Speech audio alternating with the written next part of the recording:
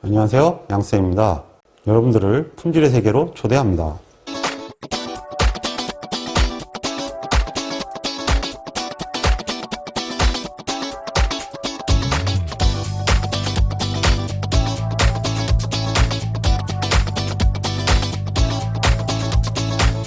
이번에는 품질의 핵심인 표준화에 관해서 학습합니다.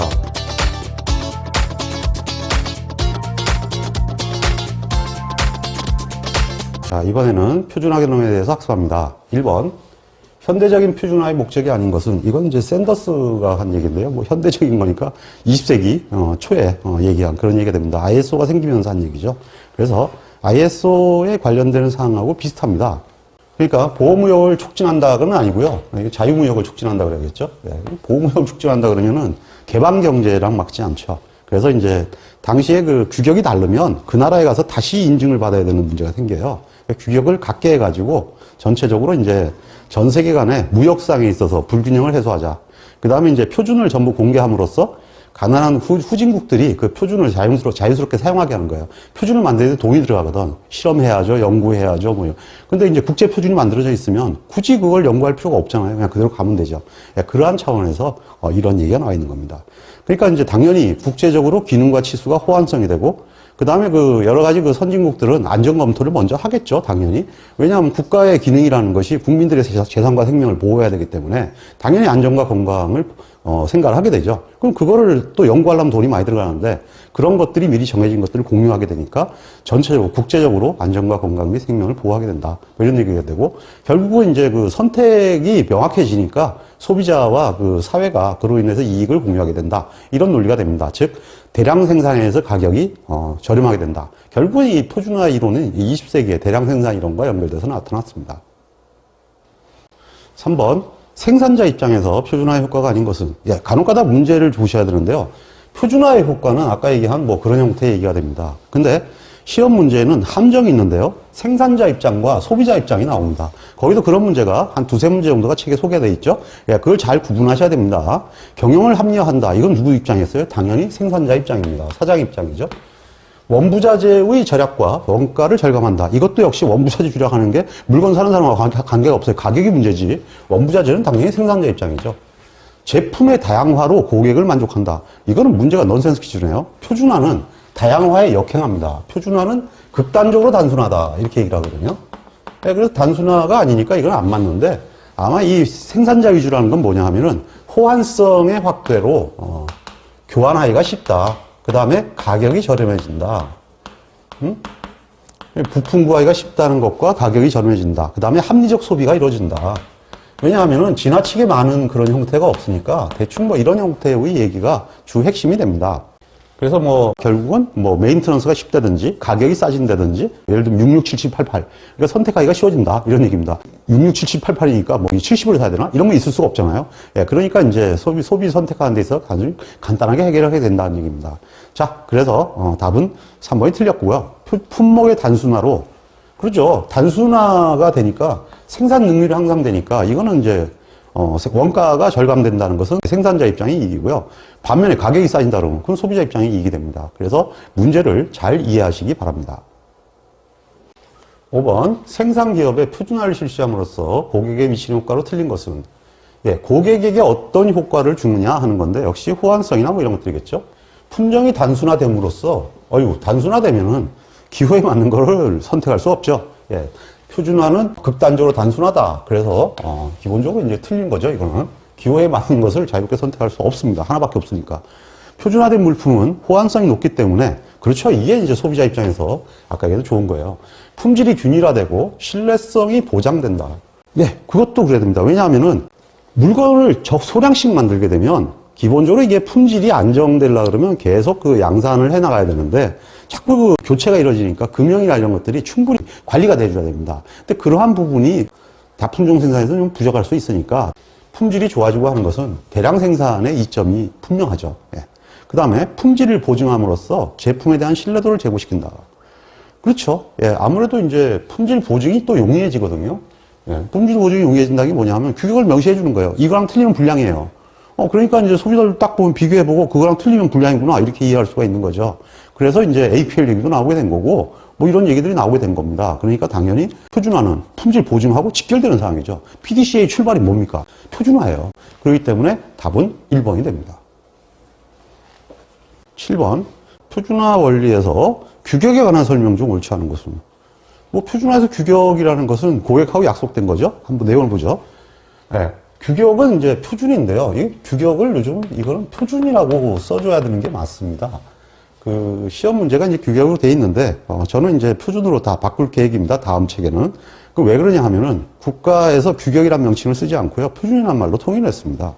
그래서 이제 전부 다 표준으로 바꿔야 되는 거죠. 근데 이제 수험생들께서 헷갈려 하실 것 같아서 본문은 표준으로 바꾸고 기출문제 부분은 그냥 규격으로 두려고 지금 이제 생각을 하고 있습니다. 그래서 그 부분에 대해서는 내용만 틀린 것은 고치고 용어는 옛날 용어를 같이 병기시켜놔서 여러분들이 그 시험 볼 때 헷갈리는 게 없도록 그렇게 할 계획입니다. 규격은 주기적 또는 필요시 검토해야 된다. 그렇습니다. 규격은 내부 심사를 통해서 1년에 한 번씩 반드시 검토를 해요. 근데 그것만이 아니고 필요시에 또 검토를 해야 됩니다. 당연히 이건 맞는 얘기죠. 규격은 일정 기간이 경과되면 반드시 개정해야 된다. 규격은 기관이 경과해서 개발되는 게 아니고요. 필요시 개관합니다. 일정 기간이 아니라 필요시죠. 필요시 한다. 규격은 필요한 경우에 개정돼요. 이게 맞네요. 둘 중 하나가 답이란 얘기죠. 네. 표준을 규정과 규경으로 구분할 경우에 규정은 절차서고요. 이 규격은 기술 규격을 얘기합니다. 작업 표준류 같은 것들이죠. 규격은, 그러니까 기술 규격은 기술적 사항에 대하여 정한 것이다. 뭐 그렇겠죠. 기술 규격이 규격이니까. 그래서 답은 2번이 되겠습니다. 8번. 표준화 구조는 표준화를 전개할 때 그 대상을 편리하게 파악할 수 있도록 세 가지 구조로 구성되어 있다고 했습니다. 이 세 가지 구조에 속하지 않는 것은 표준화 공간 얘기입니다. 표준화 공간. 이 표준화 공간은 그림에서 보통 이렇게 축으로 나와 있는 거 있죠. 이것을 표준화 공간이라고 그러는데 이 공간은 세 가지의 축으로 되어 있는데요. 이 지축이 표준화 수준입니다. 어느 지역을 중심으로 할 거냐 하는 거죠. 그 다음에 이쪽에 있는 것은 표준화의 주제죠. 표준화 주제를 나타냅니다. 그래서 이 표준화 주제는 영역이라고도 하거든요. 그래서 이제 이론 시간에 이렇게 얘기했죠. 영주 이렇게 외우더라고 그랬죠. 표준화 주제는 이제 뭐 농림이냐 어업이냐 뭐 이런 거 전체적인 이제 카테고리를 얘기하고요. 그 다음에 이제 수준이라는 것은 아시다시피 국제 표준이냐 뭐 지역 표준이냐 국가 표준이냐 뭐 이런 어디 범위가 되느냐 하는 거거든요. 그래서 이제 일단 인덱스가 정리가 되고 나면 표준을 만들어야 되거든요. 이게 뭐냐면 일종의 과목입니다. 그 주제를 구성하는 이제 세부적인 내용들인데 이걸 국면이라고 합니다. 그러니까 이제 국면이라는 건 뭐 용어의 정의부터 시작해가지고 쭉 뭐 이런 것들이 나오는 거죠. 그래서 이제 어떠한 형태의 내용들이 잡혀 있다 하는 얘기가 되죠. 그래서 이제 수준, 주제, 국면 이 세 가지를 나타낸 것을 표준화 공간이라고 합니다. 표준화 기술이란 건 없죠. 그래서 이 그림 정도에 관련된 기본 용어는 기본적으로 알고 계셔야 되는 거죠. 9번 표준을 적용 지역에 따라 분류할 경우에 지역에 따라 구분한다 했거든요. 적용 범위, 적용 수준이죠. 이거는 적용 수준에 따른 분류다 이렇게 얘기를 합니다. 특정 국가들은 회원으로 구성한 제한된 표준화 단체, 단체 규격이네요. 간단한 거예요. 단체. 그러니까 이제 기계업종끼리 한 뭐 아스메라든지 뭐 보험업끼리 뭐 이런 형태의 어떠한 단체들이 하는 규격이 있습니다. 일반적으로 이제 국가들이 주도하는 것은 국제규격, 국가규격이고요. 국가규격은 그 나라 자체의 규격이고 국제는 이제 ISO 같은 규격이죠. ISO, IEC가 됩니다. 단체 규격들은 일반적으로 이제 그런 것들 얘기하죠. 문제에 지금 답이 있죠. 표준화 단체, 단체 규격이다. 13번 표준화 적용의 구조 분류상 국면, 국면에 따른 분류에 속하지 않는 것은 국면은 내부의 그 여러 가지 설명이라고 그랬죠. 그러니까 뭐 시방이라든지 뭐 이런 것들이거든요. 그러니까 이제 내용 구성물이니까 시방이라든지 작업 기준이라든지 시험과 분석가 되는데 공업기술은 이거 영주예요. 영주. 영역, 주제. 그래서 이제 뭐 화학, 물리 뭐 이런 식으로 나가게 되면은 전부 다 기술 영역에 들어갑니다. 그래서 공업기술은 영역에 따른 분류다 이렇게 봐야 됩니다. 15번 한국산업표준 또는 사내표준의 국면에 따른 분류. 국면이라는 것은 아까 얘기한 대로 이 과목이라 그랬죠. 근데 이제 그 국면에 따른 분류는 그 표준화 공간상에서의 분류도 있고 그 다음에 이제 표준의 명칭에 따른 분류도 있는데요. 다시 그 국면에 따른 분류를 기술 규격에서는 제빵기로 나눕니다. 제빵기라 그래서 제가 수업 시간에 많이 설명을 했죠. 그래서 이 제품 규격. 근데 이제 표준이라고 바뀌었으니까 이제 제품 표준, 방법 표준, 그 다음에 기본 표준인데요. 기본 표준은 전달 표준이라는 말도 들어가죠. 그래서 제빵전, 제빵기, 빵집을 이해하시면 된다고 이렇게 수업 시간에 얘기를 했죠. 그래서 이게 분류가 나오는데 제품 규격은 일단은 일반 스펙이 나오는 거예요. 근데 방법 규격은 제품 규격으로 표기하기 어려운 것들은 기본적으로 이제 검사 방법이라든지 샘플링 방법, 뭐 이런 것들을 샘플링 규격으로 할 수는 없잖아요. 그러니까 이제 방법, 어떤 형태의 절차를 해나간다라는 이제 절차형 표준을 방법 규격이라고 그렇게 얘기를 합니다. 그러니까 주로 측정이나 검사 이런 데 이제 주로 많고요. 일반 제조 같은 경우는 제조 방법 이런 건 표준을 안 합니다. 제조 방법을 표준화하게 되면 그거는 뭐 제조 자체를 완전히 그 국가가 제어하는 형태가 되기 때문에 그거는 안 하고요. 제조 방법이 아니라 이제 주로 뭐 측정이라든지 뭐 이런 것들이 주로 해당이 되는 거니까 검사 쪽에 가깝다고 봐야겠죠. 그 다음에 이제 기본 규격은 전달 규격이라고도 하는데 이건 뭐냐 하면은 부호 같은 거. 그 다음에 이제 용어의 정의, 뭐 이런 것들 같은 경우는 이제 주로 적으면 이제 기본 규격이라고 해요. 뭐 수식 같은 거 설명한다든지 이런 것들이 다 해당됩니다. 그래서 일반 대학에서 배우고 있는 학습 내용들은 다 기본 규격으로 분류돼서 기록이 돼 있습니다. 이공계 같은 경우는. 자, 그럼 해당 사항이 없는 건 안전 표준이죠. 답은 2번이 됩니다. 17번 표준을 분류하는 가장 포괄적인 분류 체계는 인문사회계 표준과 과학기술계 표준으로 분류됩니다. 그 중에 과학기술계 표준은 성참측으로 무조건 외우세요. 성참측.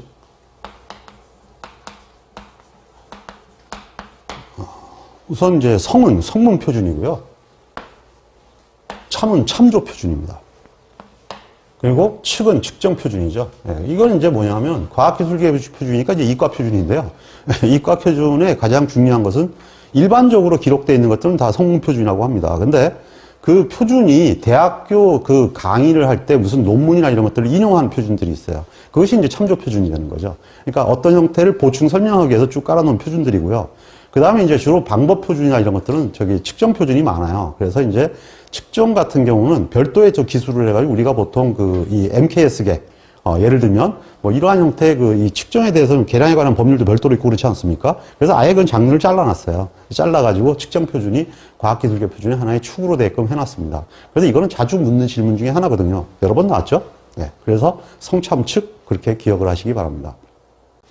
18번 타 규격과의 관계에 따른 표준의 분류에서 어떤 규격을 사용할 때 참조를 하는 표준들은 다른 규격을 의미하는 규격을 무엇이라고 하느냐? 그러면은 여기서는 관련 표준이라고 표현을 해야 됩니다. 이런 말은 거의 시험에 나오지 않습니다. 있긴 있어요. 정합표준도 있고 대응국제표준도 있는데 여러분들이 아실 필요는 없고요. 시험 나온 적이 없으니까. 인용표준과 관련표준은 시험에 잘 나오는데 인용표준은 사용할 때 인용할 필요가 있는 것입니다. 그러니까 다른 규격을 그대로 인용할 경우 그럼 인용표준이 돼요. 근데 참조표준은 그냥 참조만 하는 거예요. 그래서 우리가 관련 규격 그래서 해놓는 거죠. 현재 여러분들이 사내표준을 할 때 관련 규격 그래가지고 어떤 절차에다가 그 관련되는 내용을 좀 적어놓죠. 이제 그것도 이제 관련 표준 이렇게 하셔야 되는데 용어 정의가 관련 표준이니까 그래서 표준으로 해놓으셔야 되는데 그것들이 관련된다는 얘기지 그것이 그 규격에 인용이 돼 있다는 얘기는 아니거든. 인용이 됐다는 얘기면은 이렇게 나오죠. 어떤 표준 몇 번을 따른다. 그럼 그게 인용된 거예요. 근데 그게 아니라 그냥 다 써놓고 밑에 뭐 생산관리 규정에다가 관련 표준, 영업관리 표준, 그 다음에 설계관리 표준 이렇게 놓는단 말이에요. 그 이유가 뭐냐 하면은 예를 들면 영업에서 오다가 날라온단 말이에요. 고객 오다가. 근데 고객 오다는 영업 규격에 설명이 돼 있겠죠. 고객 오다가 뭐다라는 거. 그러면은 생산의 시작은 오다부터 시작하는 건데 그 오다에 대해서 똑같은 정의를 또 내려야 되느냐? 그럴 필요는 없거든요. 기본적으로 영업 오다에 내려온 거에 대해서 굳이 규격을 만들 필요가 없고 인용할 필요도 없잖아요. 뭐 영업보다는 영업 규격에 나오는 오다를 오다라고 한다. 뭐 그렇게 쓸 필요도 없거든요. 왜냐하면 그 절차는 어차피 한 통으로 돼 있잖아. 그렇게 되니까 어떻게 되냐면 관련 표준을 넣는 거예요. 영업 표준이 관련돼 있다고 쓰면은 굳이 인용할 필요 없이 거기 있는 내용들에 관련되는 것들이 똑같은 오다구나 이렇게 이해할 수가 있거든요. 그래서 관련 표준과 인용 표준의 차이는 그렇습니다. 인용 표준은 규격에 직접적으로 명기를 해버리게 되면 규격 내용 중에 그 인용 표준이 되는 거고 그것을 그냥 끝에다가 이런 것들이 참조를 하면 된다. 라고 써놓게 되면 그게 다 관련 표준이 되는 거예요. 그래서 대개가 규격 밑에는 관련 표준들이 되어 있죠. 19번. 표준화에 관련된 용어에 대한 설명으로 옳지 않은 것은 용어에 대한 설명이네요. 시방은 재료, 제품, 공구, 설비 등에 관한 요구하는 특성을 규정한 것이다. 예, 이거는 그 시방 자체에 대한 기본적인 용어죠. 예, 기본적인 용어가 되고요. 가규격이란 아직까지 확정되지 않은 규격입니다. 문제는 그냥 문자대로 가적으로 한 거예요. 가짜로 한 거. 그래서 정식 규격의 설정에 앞서서 시험적으로 적용할 것을 목적으로 정한 것이다. 잠정 규격이라는 건 뭐냐 하면요. 규격이 확정이 가규격하고는 달라요. 이거는 이제 가규격 그냥 규격 자체가 아직까지 정상적인 규격이 아닌 거예요. 근데 잠정 규격은 뭐냐 하면은 다른 확정된 규격이 나와야 돼요. 이 규격이 아니고. 잠정 규격은 어떤 형태의 뭔가 지금 계약이 만들어지고 있는데 그게 만들어져야지 실제로 일을 시작해요. 근데 이제 그렇게 되면은 그때까지 아무것도 할 수가 없으니까 일단은 잠정적으로 어떠한 형태를 대신할 수 있도록 어떤 기한을 정합니다. 그래서 기한을 정해가지고 기본적으로 정하는 그러한 규격인데 원래 잠정 규격은 정식 규격이 들어가요. 규격은 원래 통상 규격, 잠정 규격, 시한 규격이 있습니다. 그래서 이제 어떠한 형태까지 이제 진행을 한다. 이렇게 얘기하면 이제 잠정 규격인데 잠정 규격과 시한 규격의 차이점은 똑같이 이것들이 정상 규격이지만은 원래 규격은 이거죠. 오리지널 규격은 통상 규격인데 차이가 뭐냐면 얘는 시한이 있는 거예요. 잠정은 특정 기간이라고는 돼 있지만은 시한이 없는 겁니다. 왜냐하면 잠정 규격은 그랬잖아요. 아직 그 규격이 안 나와서 하는 거니까 언제 나올지 몰라요. 그러니까 언제 나올지 모르니까 그때까지 잠정적으로 한다. 뭐 이런 얘기고요. 시한은 무조건 거기서 일몰이다. 이렇게 돼 있는 거죠. 예, 그래서 이제 그 차이는 있지만 어쨌든 이거는 정상 규격이고 가규격은 정상 규격이 아니에요. 가적으로 하는 거죠. 예, 그래서 이제 그 규격을 쓸까 말까를 결정하는 단계에 있는 것이다. 전혀 다르죠. 그 다음에 호환성은 잘 쓰이지 않기 때문에 불필요하다고 생각되는 구성품의 수, 형상, 제품의 형식수를 줄이는 것을 말한다. 호환성은요, 안 쓰이는 것을 쓰이게 하는, 그러니까 어떤 문제가 있을 때 부품을 갈아 끼기 쉽게 하는 거지, 비슷한 말이긴 한데요. 구성품의 수, 형상, 형식수를 줄이는 거하고는 무관해요. 왜냐하면 종류가 많아도 호환성은 있게 할 수 있거든요. 종류가 많아도 호환성이 있게 할 수 있는 게 뭐냐 하면은 볼트 같은 경우는 종류가 굉장히 많잖아요. 근데 그 볼트들은 호환성이 다 된단 말이에요. 예, 그러니까 이제 종류를 줄이는 행위를 호환성이라는 게 아니고 그 어떤 물질이 문제가 생겼을 때 부품을 갈아 끼기 쉽냐 틀리냐 이 얘기거든요. 근데 여기서는 그냥 줄인다 그랬으니까 줄이는 것은 단순화란 뜻이 돼요. 그래서 이거 굉장히 어려운 문제네요. 답은 이거 틀리는 걸로 되는데 여기선 좀 사람들이 이의 제기를 할 수 있는 게 이 특정 기간에 하나여라고 되어 있는데요. 그러니까 특정 기간이라는 게 어느 날까지가 아니에요. 다음 규격이 만들어질 때까지. 뭐 이렇게 하면서 그것도 특정 기간이잖아요. 예, 그렇기 때문에 그런 뜻으로 나와 있는 건데 그거를 날짜란 관점하고 헷갈리게 되면 이제 사람들이 저게 답일 수도 있다. 이렇게 생각할 수 있죠. 근데 저것은 규격의 정의가 그렇게 되어 있습니다. 21번 제품이나 서비스가 규정된 요구사항을 만족시키고 있는가의 여부를 평가하는 특성 및 성능을 포함하는 단어는 이거는 이제 품질의 정의가 되는데요. 조금 헷갈리시겠지만 형식은 이제 형태에 따른 분류를 얘기하고요. 등급은 수준에 따른 고조에 따른 분류를 얘기합니다. 그다음 뭐 방법은 일반 방법을 얘기하는 건데 여기서 될 게 품질밖에 없죠. 예, 근데 이거는 KS의 정의입니다. KS에 나와 있는 정의가 옛날에 그렇게 돼 있었죠. 어쨌든 간에 뭐 특성이나 성능을 전부 다 포함하면 품질이다. 뭐 이렇게 얘기가 되죠. 조금 애매하지만 어쨌든 간에 이건 분명히 KS의 정의입니다. 22번 상호 이해관계에 따라서 정해진 표준 중 물체에 직접 또는 간접적으로 관계되는 기술적 사항에 대하여 규정된 기준. 이건 규격의 정의입니다. 이것도 KS 정의거든요. 전부 그 과거의 정의인데 지금도 지금 그대로 있는지 확인은 사실은 안 해봤습니다. 안 해보고 그냥 기존의 기출문제로 계속 나오던 거라 넣어놨는데 아마 계속 나올 거예요. 왜냐하면 이건 KS 정의에 없다 하더라도 지금 현재 통용되는 책들에 전부 지금 정의로 지금 되어 있거든요. 규격이 아웃됐다 하더라도. 그러다 보니까 대학 서적에 정의가 남아있기 때문에 시험 문제는 계속 그걸로 또 나오는 거예요. 그래서 이걸 없애지를 못하고 그대로 냅둔 상태죠.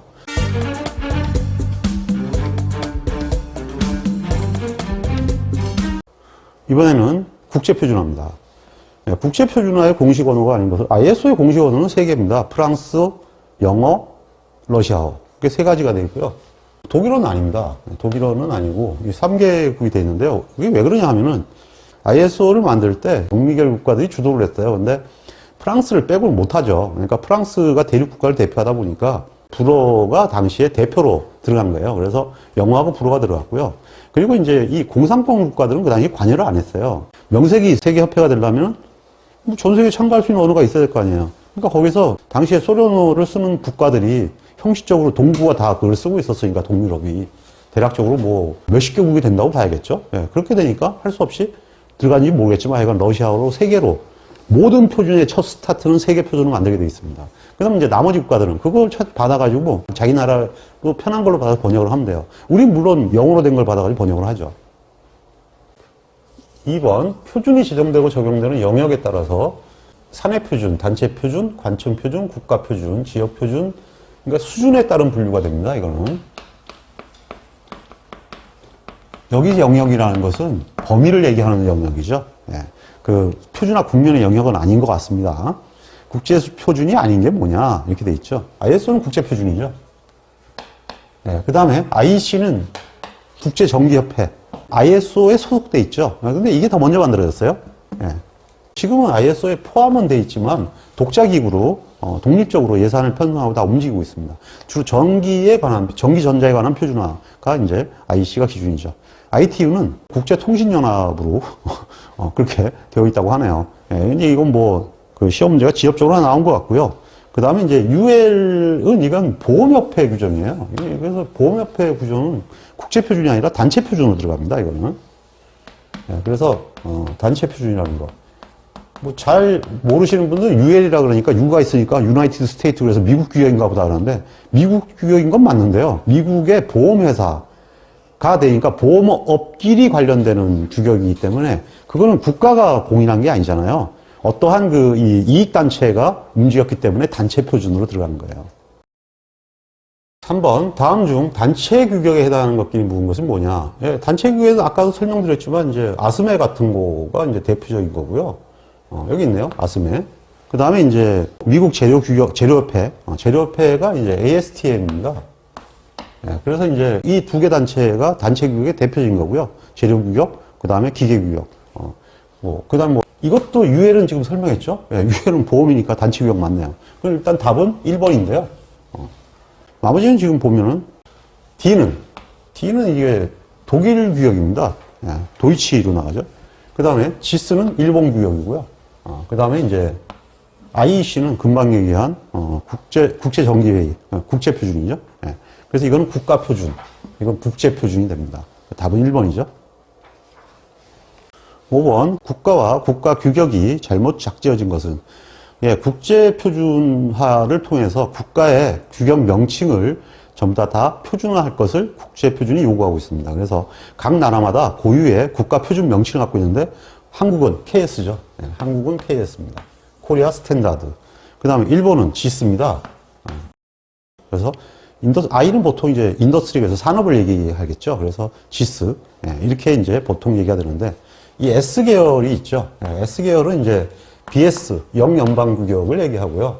그 다음 미국, NC. 예. 그 다음에 호주는 오스트레일리아 스탠다드, AS가 되고, 인도, IS. 전부 다 그 영미 계열의 규격을 중심으로 하는 그런 국가들의 표준입니다. 그래서 이제 호주와 인도도 다 S로 나가는데요. 이걸 제외하면 다 N으로 나가요. 독일이 DIN, 여기 있는 대로. 그 다음에 이제 프랑스는 놈 프렌치. 이게 이제 놈이란 뜻입니다. 규격이란 뜻이거든요. 놈이라고 표현하느냐, 스탠다드랑 표현하느냐, 이런 거죠. 그래서 이제 프랑스, NF. 그 다음에 이제 이태리 같은 경우는, 그러니까 U는 잘 모르겠는데요. UNI. 그래가지고 이태리 놈. 그 다음에 UN 에스파냐. 그래서 이태리, 에스파냐, 프랑스, 독일이 다 N이 들어가죠. 그래서 이제 그 N이 들어가는 나라들 형체는 그 다음에 이제 벨기에 같은 경우는 이제 IBN, 벨기에 놈 이렇게 되는 거죠. 근데 단어들 보면 대충 알아요. 네덜란드는 놈 네덜란드 인더스트리. 뭐 이렇게 되겠죠. 하여튼 I는 다 인더스트리 계통이 강한데요. 글자가. 대개가 이제 그렇게 돼 있어요. 그러니까 보니까 유럽 대륙은 전부 다 N으로 들어간다는 거 알겠죠? 고스트는 러시아. 러시아는 유령이에요. 고스트. 이 중에서 지금 일반적으로 N과 S를 안 따르는, 그게 이제 중국이죠. 중국은 GB. GB가 뭔 뜻이냐면은 중화 표준. 중국을 뜻하고요. 표준을 뜻해요. GB. 그래서 이제 그런 형태로 이해하시면 되겠습니다.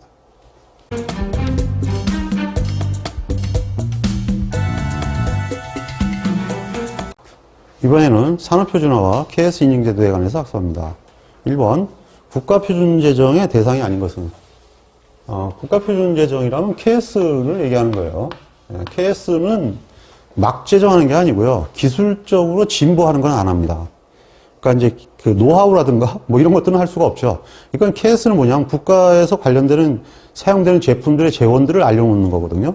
그러니까 이제 일반적으로 사람들이 쓰는 건 다 올려놔야 돼요. 그거 안 올려놓으면은 기본적으로 국가의 책무를 안 하는 거죠. 그래서 원래 기표원이 하는 일이 그거예요. 국민의 안전 및 공해 방지에 필요한 거 당연히 해야죠. 국민들의 안전은 국가가 지켜야 됩니다. 기술개발 연구에 사용하는 건 안 해요. 이거는 못 해요. 연구를 하는 거를 국가가 표준을 정한다는 얘기는 연구하지 말라는 얘기예요. 그럼 절대 안 되는 겁니다.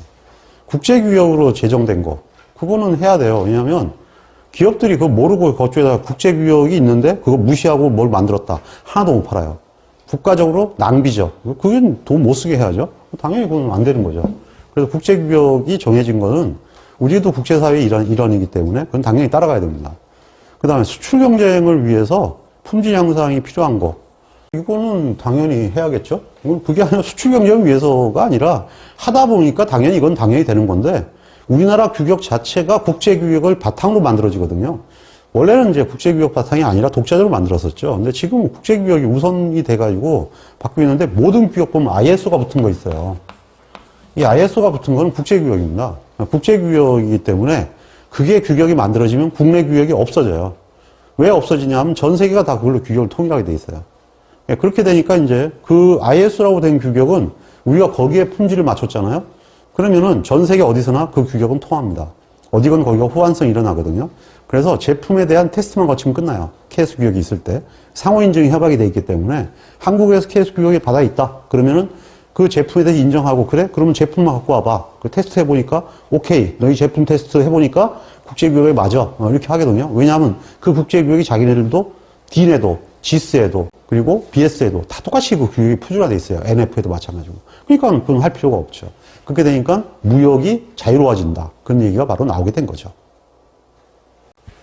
3번, 국가규격의 표준화 대상이 아닌 것은, 제가 얘기하면 그대로 생각하시면 돼요. 공공기관의 시방에 제정되어 특정한 용도로 필요한 것. 공공기관의 시방에 제정이 된 것은 공공기관의 표준이지, 이게 국가표준은 아니죠? 이거는 국가표준이 될 수가 없네요. 공공기관은 국가보다 한 등급 아래잖아요. 한 등급 아래니까 당연히 이것은 해당 사항이 없죠. 소비자 보호 입장에 필요한 건 이건 당연히 해야 되고요. 국가 책무니까. 국민의 안전 위생과 공해 방지에 필요한 것, 이건 당연히 해야 됩니다. 생산, 유통, 사용의 합리화 촉진에 필요한 것, 국가가 합리화를 추구를 해야죠. 그러니까 이건 당연히 해야 되는 거죠. 그러면 이거에 해당되고 이런 건 어떻게 하냐? 그건 당연히 국가가 하죠. 이게 우선이니까요. 그러니까 이것 때문에 하는 거지 이것 때문에 하는 건 아니에요. 그럼 뭐 관공서가 하는 걸 밀어준다는 얘기는 국가가 어떤 광고서를 밀어준다는 얘기거든요. 이게 편파적이 되죠. 그래서 이건 있을 수 없어요. 5번, KS에서 발생하는 일반적인 효과와 거리가 먼 것은? KS 해가지고 득이 안 되는 게 뭐냐 이런 거예요. 모든 표준화는 다양화에 역행합니다. 답은 3번이에요. 품질이 향상되고 기술이 향상되고 소비가 합리화된다. 명분이죠. 7번, KS 법 산업표준화법입니다. 이건 법규에 있는 내용입니다. 글자 한자만 틀려도 틀립니다. 산업표준화법에 따른 산업표준화의 내용으로 틀린 것은 표준화 법규에 있으니까 법규를 참조하세요. 광공호품의 종류, 형상, 치수 하게 되어 있습니다. 광공호품의 설계 방법, 제조가 아니라 제도입니다. 도면을 작성하는 걸 얘기하지만 제조 방법은 방법 표준화 하지 않는다 그랬죠. 아까 방법 표준에서도 얘기했습니다. 제조 방법이라고 나오면 오답입니다. 광공업품의 생산 업무, 사무 규정. 글쎄, 생산 업무하고 사무 규정을 표준화할 수는 없어요. 네, 이거는 얘기가 안 됩니다. 관리 업무를 표준화하지는 않죠. 광공업품의 시험 분석, 측정 방법, 이건 당연히 해야 됩니다. 답은 3번이죠. 좀 쉽죠? 예. 그러니까 어떠한 형태의 제품을 규제를 하는 것이지, 응? 제품을 규제하니까 도면은 규제할 수 있죠. 설계나 이런 것들은. 왜냐하면 설계를 할 때 규제하는 게 대표적인 게 뭐예요? 이 교조를 대표하는 게 KC예요. KC하고 GMP 같은 것들이죠. 강제규격이거든요. 강제규격으로 다 규제하고 있어요. 그래서 설계 단계 또 다 제어하죠. 그래서 제어하고, 그 다음에 이게 뭐예요? 이게 KS야. 종류, 형상, 치수가. 그 KS를 다 한단 말이에요. 그러니까 이건 뭐 무조건 다 하는 거예요. 근데 이것도 성참측이잖아. 측정 표준이란 말이에요. 그럼 성참측이니까 당연히 해요. 이게 성문 표준이에요. 두 개가. 이거는 측정 표준이지. 참조는 저하고 관계없는 거죠. 학문이 일반 이론이니까. 그게 기본 표준이 되는 거고, 참조 표준은. 그리고 하는데, 이런 거는 하면 안 되죠. 왜냐면 생산부, 야, 생산은 내가 시키는 대로만 해라. 야, 관리를 할 때는 인사부는 인원이 몇 명이 된다. 이건 말이 안 되는 거 아니겠어요? 그래서 이거는 아니다. 9번. 한국산업규격의 제상 대상이 아닌 것은 KS 제정에 대해 또 나왔네요. 예, 이것도 이제 연구개발 단계는 아니다. 다양하게 역행한다. 이 두 가지면 그냥 다 끝나는 거예요. 물질 제품의 형상, 치수, 성능, 제품이죠. 행위에 대한 동작, 절차, 방법 규격입니다. 신물질의 특허 기술, 뭐 아닌 거 알겠죠? 예, 신물 특허는 무조건 아니다. 즉 기호품이나 이런 것들은 제어하지 않는다. 기술이 진보적인 것은 제어하지 않는다. 뭐 이렇게 얘기가 돼 있죠. 물질과 행위에 관한 용어, 기본 규격이죠. 그래서 당연히 이것이 참조 표준이 되고, 그 다음에 또는 제빵기에서 기본 표준 또는 전달 표준이 해당되는 것이 용어입니다. 11번. 한국산업규격, 즉 KS에서 정보에 해당되는 분류기호는, 예, 이 산업규격에서 몇 가지는 당연히 알고 있어야 되는데요. H는 소대가리처럼 생겼죠? 예, 이건 식료품입니다. 예, 식료품은 소대가리, H.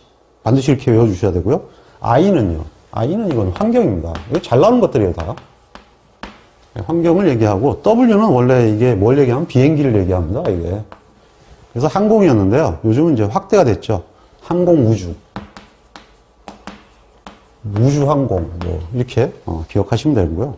그 다음에 이제 X가 X파일, 정보가 됩니다. 그래서 답은 4번이 되죠. 13번. 한국산업규격의 부문기호에서 R에 해당되는, R은 이제 레일로드, 그래서 철도거든요. 철도는 수송입니다, 이거.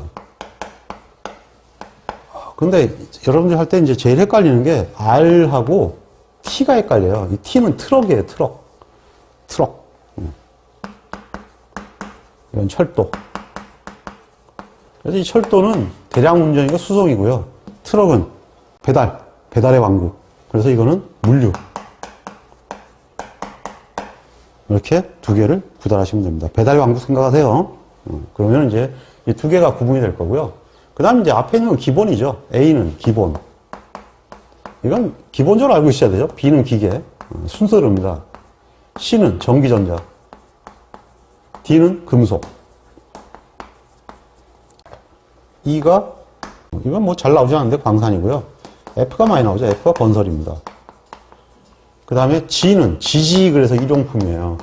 여기에 시험에 잘 나오는 것들인데요. G까지가 이제 잘 나오고, F가 간혹가다 나오는 경우가 있습니다. 그러니까 여기까지는 잘 나와요. 그 다음에 이제 I부터는 이제 그 최근 꽤 많이 나오는데, 의료는 P란다, 그래서 P입니다. P. H가 식료품이라고 그랬죠? 네. 식료품. 화학은 M입니다. 생물은 J고요. 품질은 Q죠. 그냥 뭐 이거는 누구나 다 알고 있어야 되는 그런 내용입니다. 대충적으로 단어를 연결시켜서 이해하시면 외울 수 있으니까 그렇게 하시면 되고, 지금 현재는 이제 R을 물었으니까 당연히 수송기계가 되죠. 답은 1번이죠.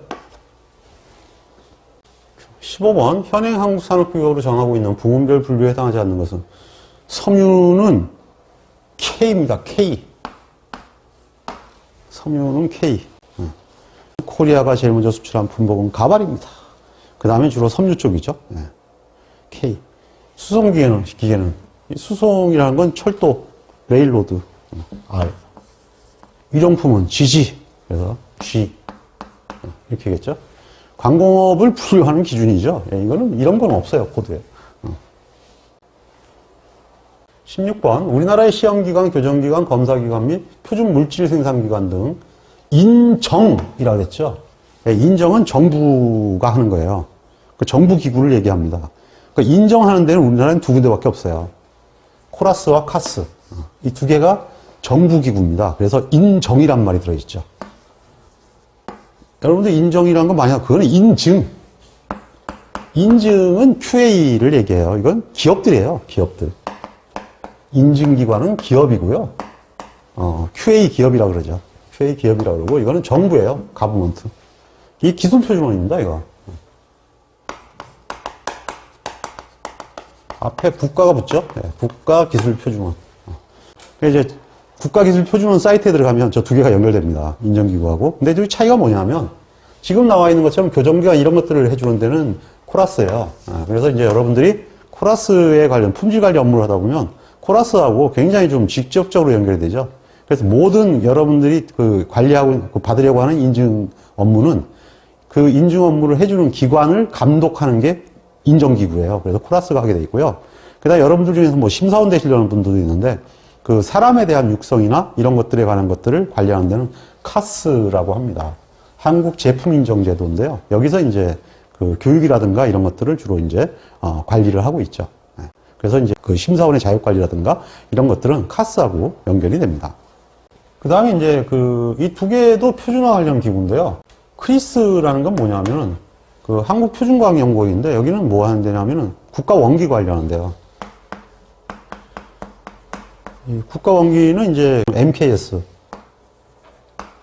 그러니까 길이, 미터, K, 킬로그램, 질량, 그 다음에 S가 시간, 초, MKS를 기본으로 하고, 그 다음에 이제 암페아, 그 다음에 켈빈도, 온도, 그 다음에 칸델라, 조도, 관련되는 거. 그 다음에 이제 하나가 몰이죠. 물질량. 이 7가지가 이제 7대 측정 항목인데, 이 7대 측정 항목에 대한 국가 원기가 있어요. 근데 그 국가 원기가 누구 거냐면 기술표준 원장 건데, 이 기술표준 원장이 국가 차관이 그거 들고 다닐 수는 없잖아요. 그러니까 그거를 연구하고 관리하는, 그게 이제 한국표준과학연구원인데, 여기에는 이제 그 도량에 관한 연구를 주로 하는 거니까 사실 국가기술표준원장의 직할기구죠.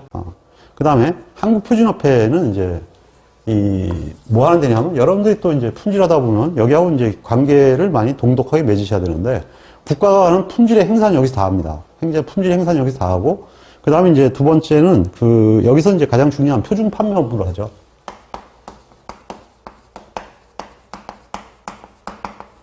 그러니까 이제 표준에 관련되는 보급 판매 업무 여기서 하고요. 그 다음에 KS에 대한 시스템 심사.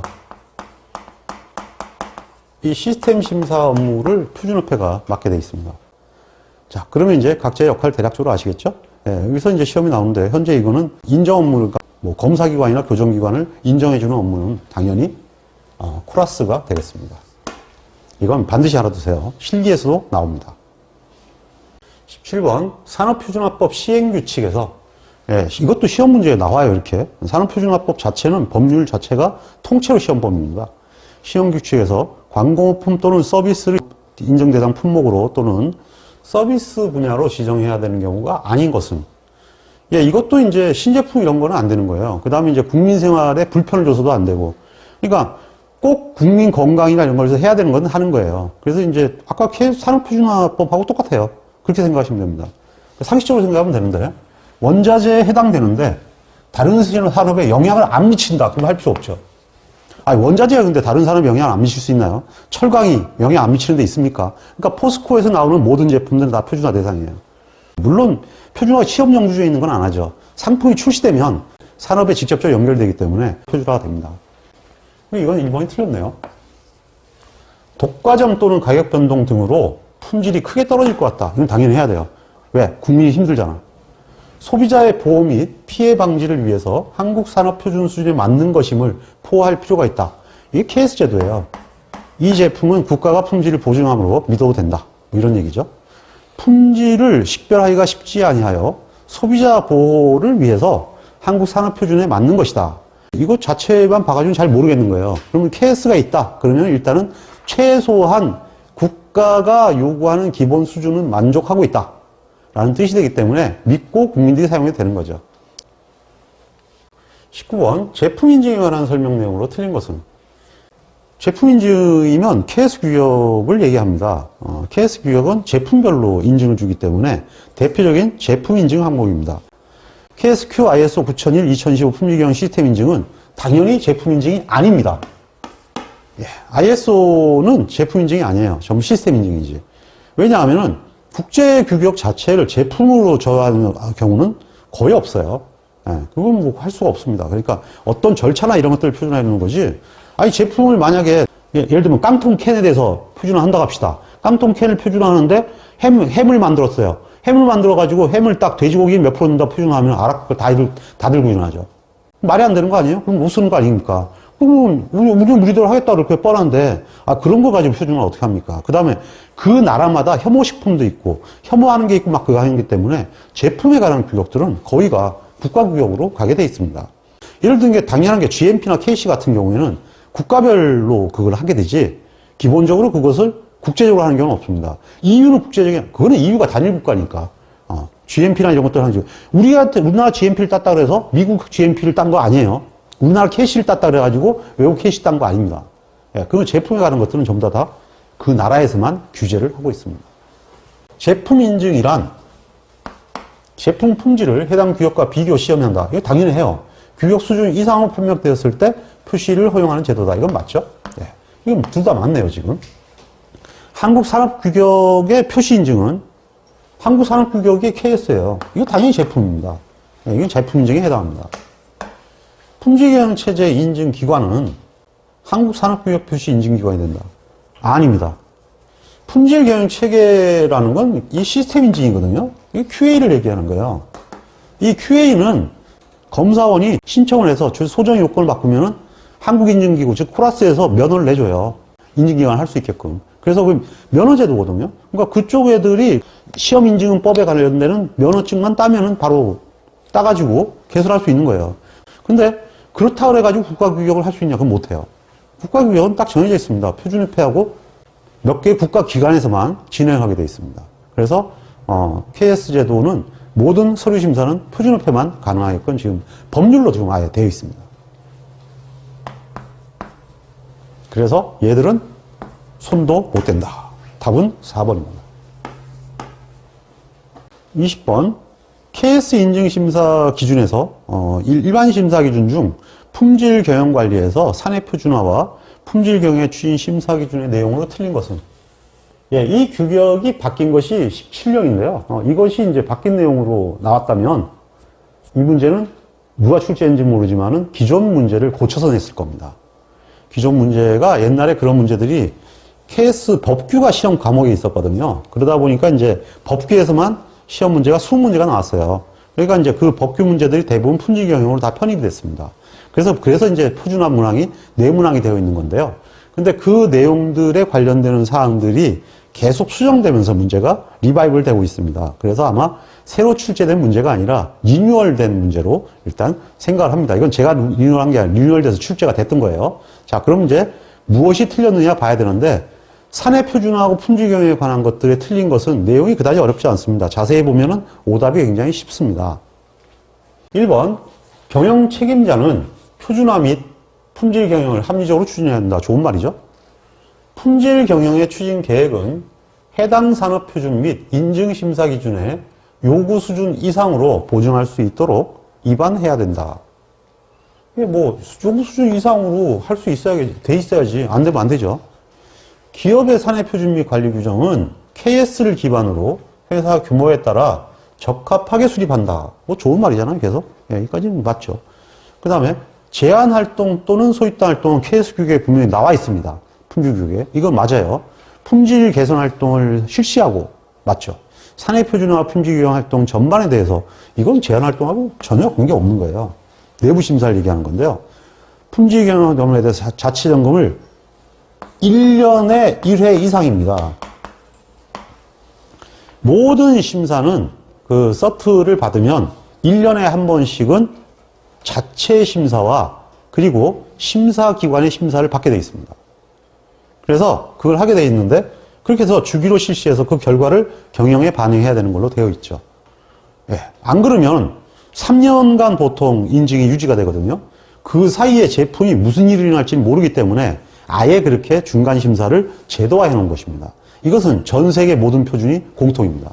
1년 1회 이상이다. 반드시 알아두시기 바랍니다. 답은 4번이죠.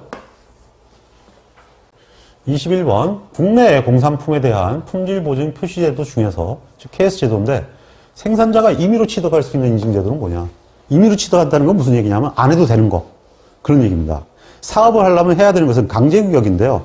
다 KC나 GMP에 해당되는 것입니다. KS 표시허가 제도는 KC가 아니거든요. KC가 아닌 거예요. KC가 아니니까 이거는 임의 표준입니다. 즉 KS가 없다 그래서 사업을 못하는 건 아니다 이거죠. BKS로 팔아야죠. 즉 KS가 없으면 국가에서 일단 받아주지는 않습니다. 근데 골라골라도 팔 수는 있는 거예요. 그리고 나는 뭐 수출할 거니까 KS 필요 없어. 지스 받을 거야. 일본에 수출할. 그럼 마음대로 하셔도 그건 상관없습니다. 그 나라 구역 갖고 있으면 그 나라에 하면 되는 거죠. 아랍에 팔 걸 가지고 굳이 KS를 달 필요가 없잖아요. 그러니까 이건 관계없다는 얘기예요. 근데 이제 이건 아닙니다. 승강기 안전검사제도나 전기용품 안전관리제도나 열사용 비자재 형식 승인은 전부 KC 마크에 해당합니다. 이거는 면허증이에요. 없으면 사업 못합니다. 그래서 이것을 강제구역이라고 합니다. 답은 1번이죠.